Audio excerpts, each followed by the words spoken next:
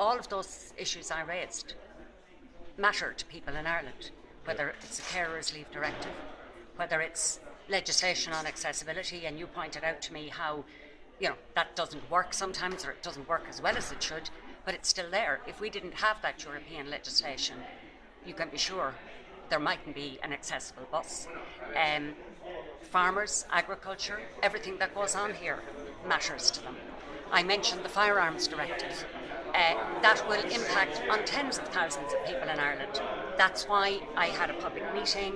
That's why I work with the Game Council to make sure that any proposals or changes we put forward are in people's interest.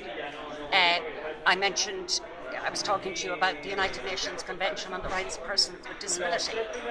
I'm involved in my committee in ensuring that all EU legislation complies with that, so that the rights of people with disability are enshrined in European law.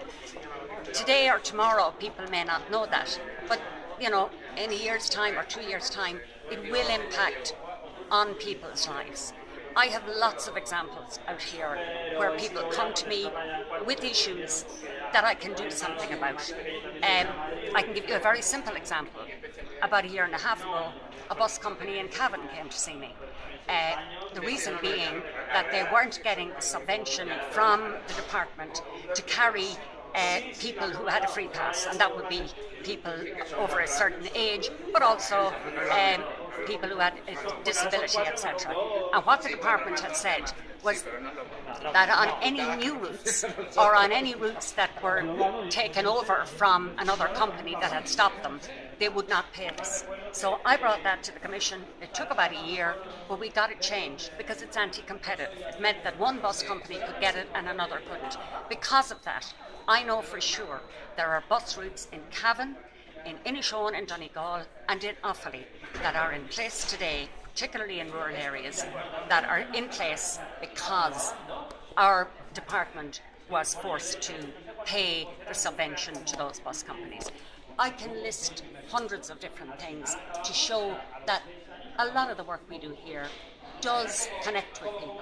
I mean, I mentioned earlier to you about the Commission coming forward with proposals that large companies wouldn't be able to hide their profits in offshore accounts. Now, to somebody in Drogheda, they might say, what difference does that make?